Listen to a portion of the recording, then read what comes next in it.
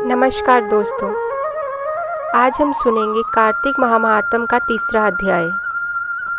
श्री कृष्ण भगवान के चरणों में शीश झुकाओ, श्रद्धा भाव से पूजो हरि, मनवा चित्फल पाओ।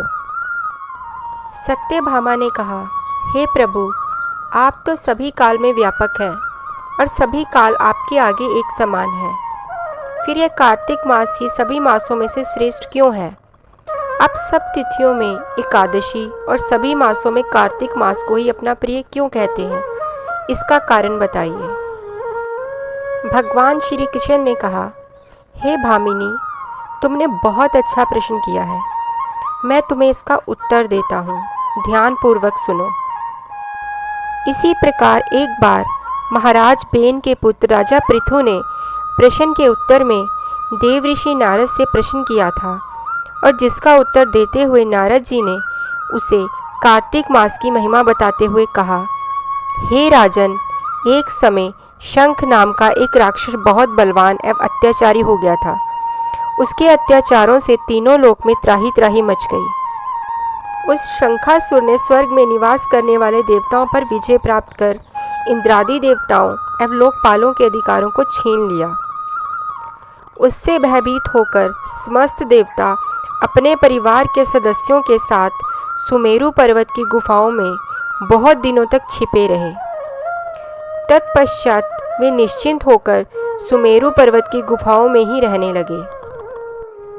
उधर जब शंखासुर को इस बात का पता चला कि देवता आनंद पूर्वक सुमेरु पर्वत की गुफाओं में निवास कर रहे हैं, तो उसने सोचा कि कोई ऐसी दिव्य शक्ति अवश्य है जिसके प्रभाव से अधिकारहीन यह देवता अभी भी बलवान है।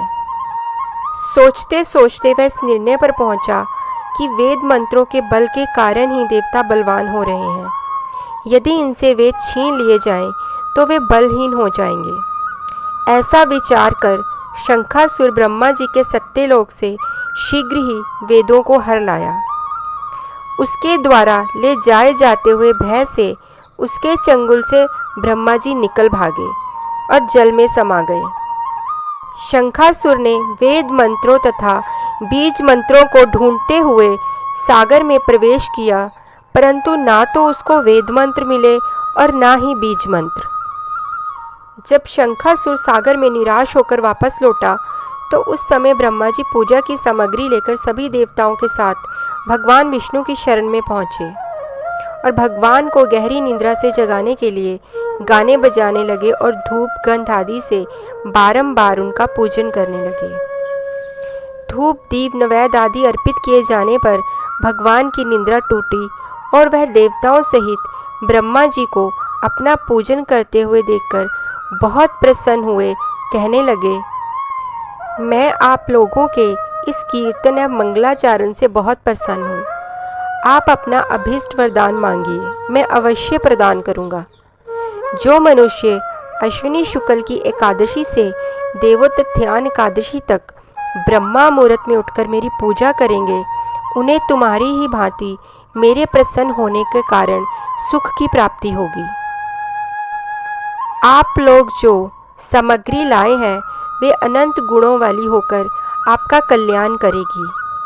शंखासुर द्वारा हरे गए संपूर्ण वेद जल में स्थित हैं। मैं सागर पुत्र शंखासुर का वध करके उन वेदों को अभी लाए देता हूँ। आज से मंत्र बीज और वेदों सहित मैं प्रतिवर्ष कार्तिक मास में जल में विश्राम किया करूँगा। श्री हरि ने कहा, अब मैं मत्स्य का रूप धारण करके जल में जाता हूँ। तुम सब देवता भी मुनीश्वरों सहित मेरे साथ जल में आओ। इस कार्तिक मास में जो श्रेष्ठ मनुष्य प्रातःकाल स्नान करते हैं, वे सब यज्ञ के स्नान द्वारा भली भांति नहा लेते हैं। हे देवेंद्र, कार्तिक मास में व्रत करने वालों को सब प्रकार से धन, पुत्र पुत्री आदि देते रहना और उनके सभी आपत्तियों से रक्षा करना। हे धनपति कुबेर, मेरी आज्ञा के अनुसार तुम उनके धन धान्य की वृद्धि करना, क्योंकि इस प्रकार का आचरण करने वाला मनुष्य मेरा रूप धारण करके जीवन मुक्त हो जाता है। जो मनुष्य जन्म से लेकर मृत्यु तक इस उत्तम व्रत को करता है वह आप लोगों का भी पूजनीय है। कार्तिक शुक्ल पक्ष की एकादशी तिथि को तुम लोगों ने मुझे जगाया है, इसलिए यह तिथि मेरे लिए अत्यंत प्रतिदायिनी और माननीय है। हे देवताओं, यह दोनों व्रत नियम पूर्वक करने से मनुष्य मेरा सानिध्य प्राप्त कर लेते हैं। इन व्रतों को करने से जो फल मिलता है वह अन्य किसी व्रत से नहीं मिलता। अतः प्रत्येक मनुष्य को सुखी और निरोग रहने के लिए कार्तिक महात्म और एकादशी की कथा सुनते हुए उपयुक्त नियमों का पालन करना चाहिए। दोस्तों, इस प्रकार कार्तिक महात्म का तीसरा अध्याय यहीं संपन्न होता है। चौथे अध्याय को सुनने के लिए हमारे चैनल को लाइक कीजिए, सब्सक्राइब कीजिए और शेयर कीजिए। धन्यवाद।